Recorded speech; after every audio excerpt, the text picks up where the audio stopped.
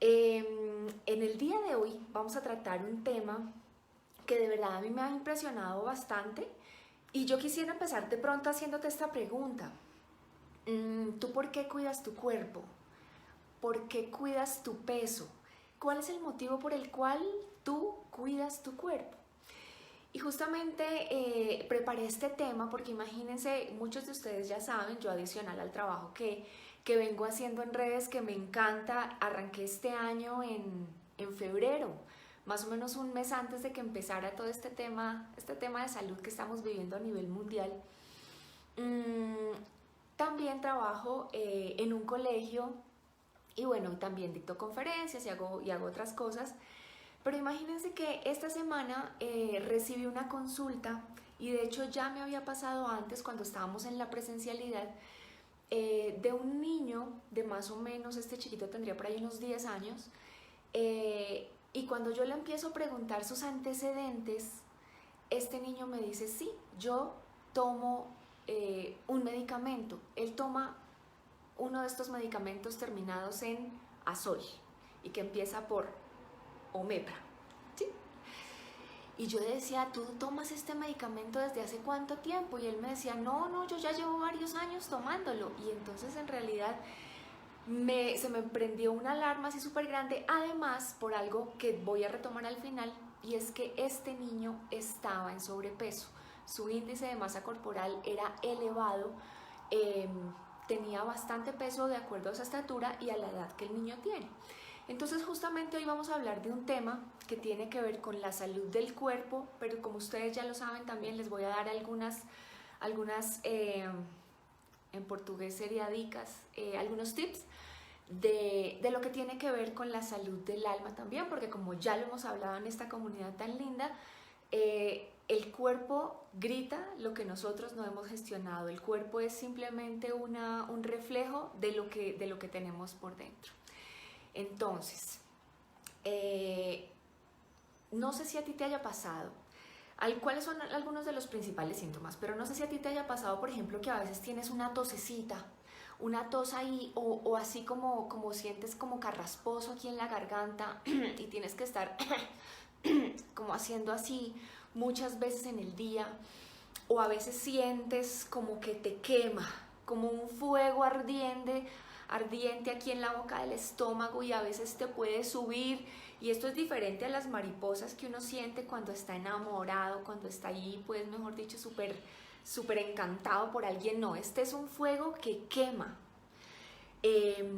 O a veces puedes comer y puedes tener muchos gases que los expulsas por arriba, por la boca, entonces tienes eruptos frecuentes después de comer.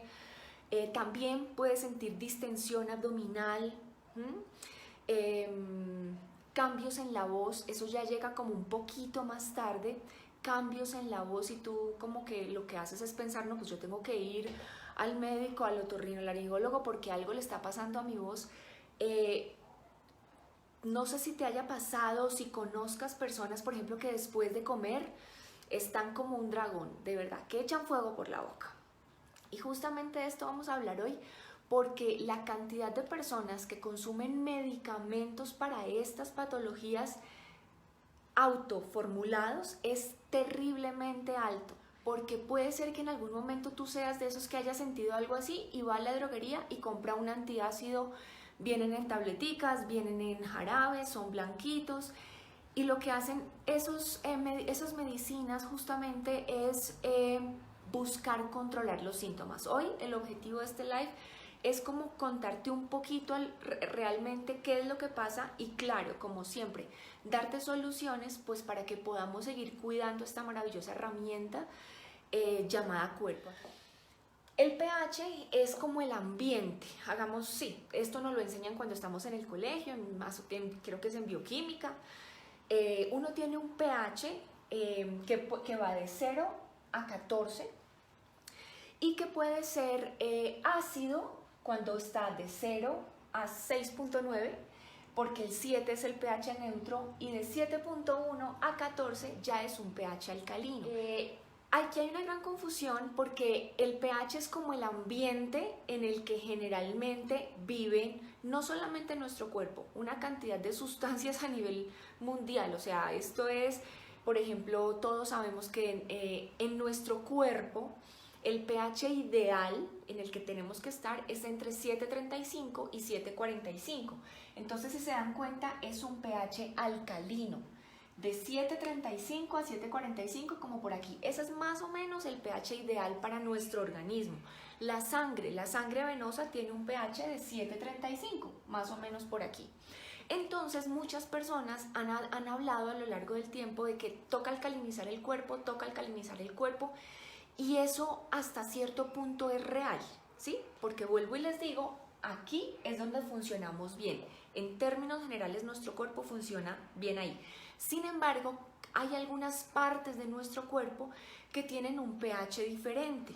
Por ejemplo, las mujeres en la vagina tenemos un pH distinto y por eso el uso de protectores y el uso de perfumes y fragancias y todas esas cosas hacen que nuestro pH se altere y entonces seamos más propensas a hongos, a flujos y bueno, ese es otro tema. Pero lo que les quiero decir es que cada parte de nuestro cuerpo tiene un pH distinto, ¿sí? El estómago es otro ejemplo de eso. Imagínense que el estómago, en términos generales, tiene un pH ácido, a diferencia de nuestro cuerpo en general. El pH de nuestro estómago normalmente en condiciones ideales es ácido, ¿sí? Y es ácido ¿por qué? Cuando nosotros comemos, ¿sí? Debemos masticar súper bien y cuando comemos la comida va por el esófago, baja, llega al estómago y si bien es cierto la comida, dada nuestra masticación, dada la saliva y todas las enzimas que tenemos ahí, ya llega bastante digerida, en el estómago tenemos ácido, ¿sí? Y ese ácido lo que hace es justamente ayudarle a nuestro sistema a disminuir, a hacer más pequeñitas las partículas de la comida que ingerimos, ¿sí? Entonces el pH del estómago usualmente tiene que estar más o menos aquí, entre 1 y 2. Uy, mi chica, ¿cómo hago un 2 al revés? ¿Ahí quedó al derecho? Sí, yo creo que sí. El pH del estómago debe estar aquí.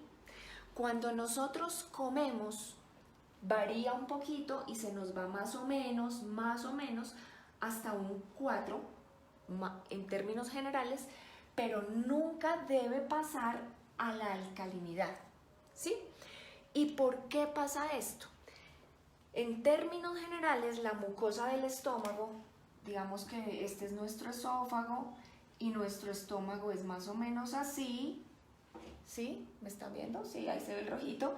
Aquí empieza el intestino y luego aquí empieza el colon, y ya luego el recto, ¿sí? Aquí hay un músculo muy importante del cual también ahorita les voy a hablar, aquí, que es el diafragma. Por aquí están los pulmones, ¿sí? Ahí más o menos me hice entender. Entonces, este estómago que nosotros tenemos aquí, a donde llega la comida que nosotros digerimos, como ya les mencioné, es ácido.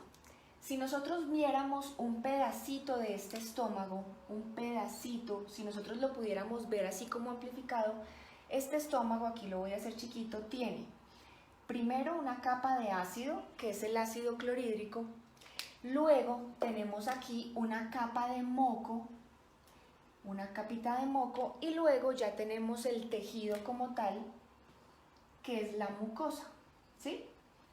Esto es así, más o menos, si lo ampliáramos. En términos generales, eso es así. Resulta que cuando nosotros comemos, este ácido es el que nos va a ayudar a desmenuzar, a poner en más micropartículas los alimentos para que después en el intestino se puedan absorber y pueda cada parte de nuestro sistema digestivo hacer su labor, ¿sí? Pero resulta que cuando nosotros comemos mal, y ya les voy a dar algunas de las indicaciones que que podemos hacer para hacer que esto disminuya y que no nos pase. Cuando nosotros tenemos hábitos de alimentación no equivocados, cuando nosotros nos automedicamos, cuando nosotros comemos a deshoras, cuando comemos lo que no debemos comer y cuando emocionalmente tenemos algunas cosas en particular, esto se empieza a alterar. Entonces, ¿qué pasa? Llegan las personas, sienten tos, sienten como la quemazón, sienten la carraspera, todos esos síntomas de los que ya hablamos, corren a la droguería o de pronto ya lo tienen en la casa y toman o un antiácido o uno de estos medicamentos que muy frecuentemente se formulan, del tipo omeprazol, pantoprazol, de este tipo de medicinas.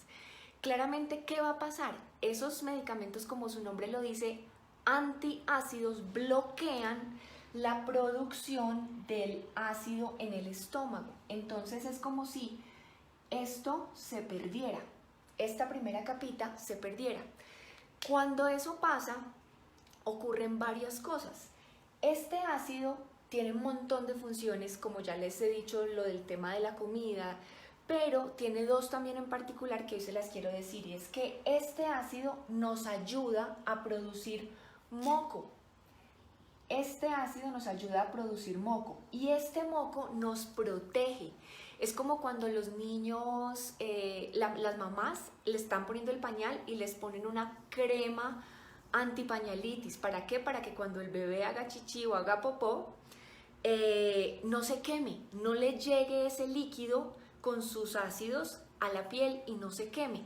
Aquí pasa exactamente lo mismo. O cuando nosotros pintamos algo y le ponemos como una laquita de barniz. ¿Para qué? Para proteger más la pintura. Aquí pasa exactamente lo mismo. Este moco deja de producirse y cuando ese moco deja de producirse, queda la mucosa expuesta, sin protección, ¿sí? Y entonces es ahí donde vamos a tener problemas, donde después se hace una endoscopia y van a haber erosiones, van a haber úlceras, van a haber este tipo de situaciones. Ahora, ¿dónde empezó el problema?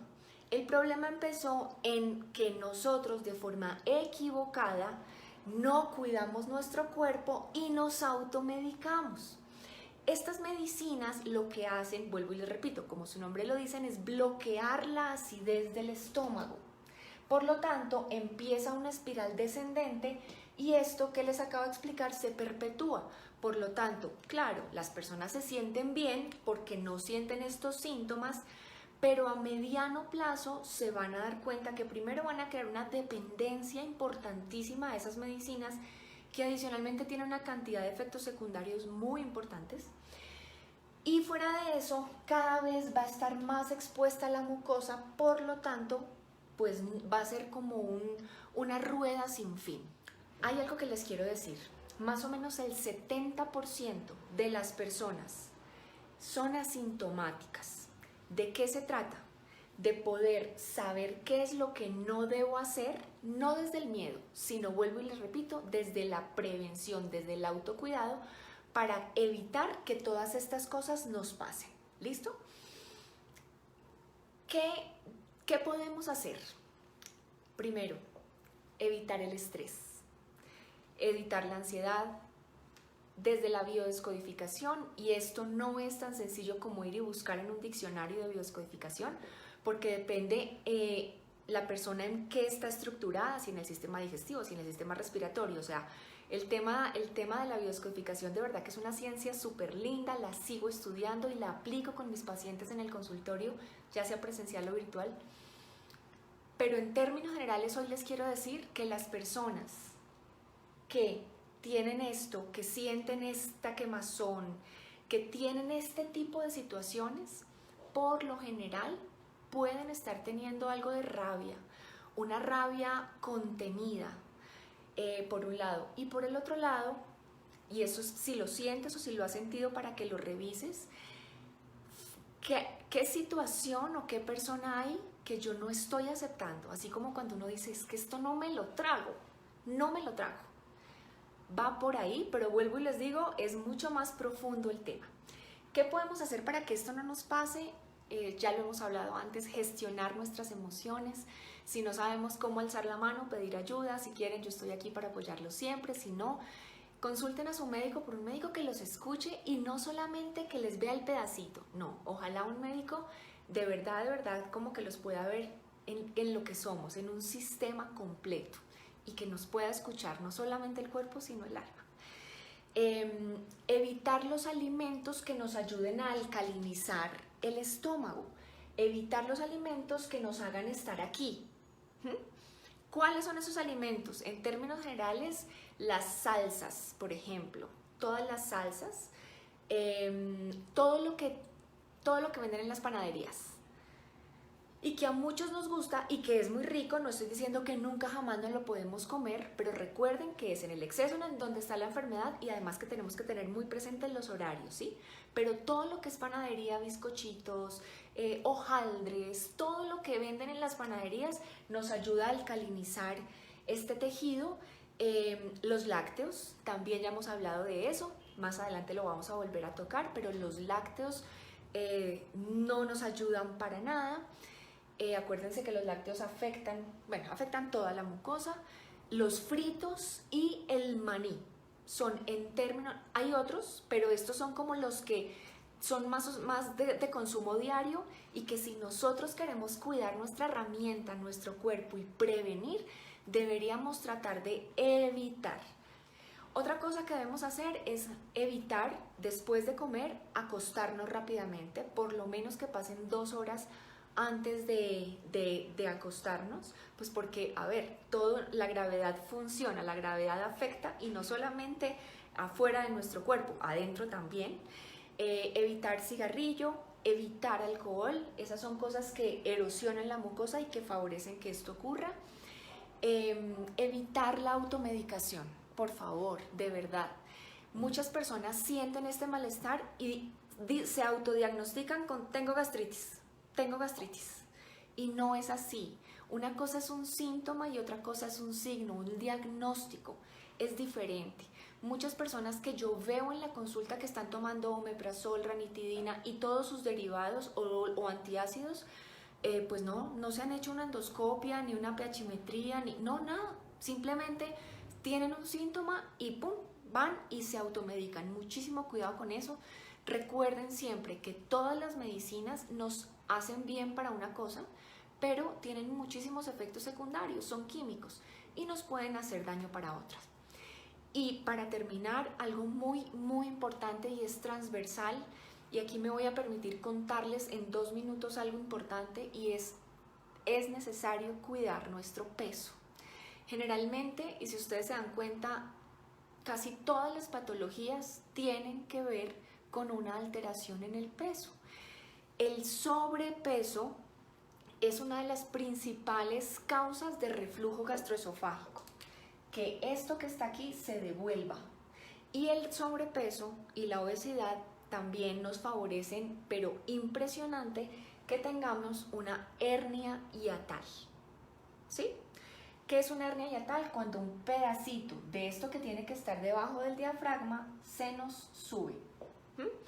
Y hay otra cosa que se me olvidaba decirles, que es muy importante antes de los 2 minutos que les pedí, y es que cuando nosotros, para que lo tengan además súper claro, cuando nosotros con nuestra alimentación y con estos hábitos que les estaba mencionando, hacemos que nuestro tejido esté en un pH alcalino, este esfínter, aquí tenemos un esfínter que se llama el esfínter esofágico inferior, pierde el tono, se dilata, por lo tanto es más probable que esto que está aquí se nos devuelva.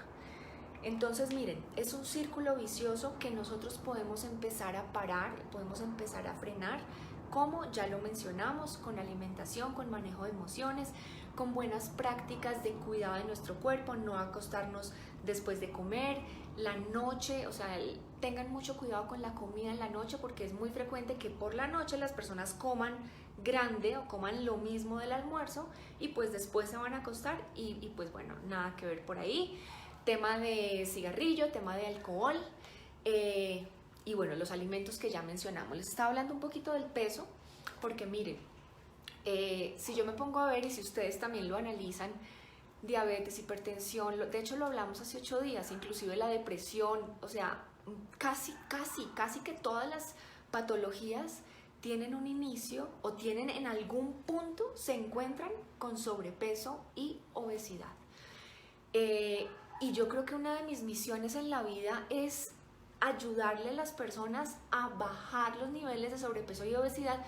Pacientes llegan al consultorio con dolor de rodillas, pacientes llegan con problemas respiratorios y cuando pierden peso, muchas de esas cosas empiezan a mejorar. No estoy diciendo que sea lo único, pero definitivamente tiene todo que ver.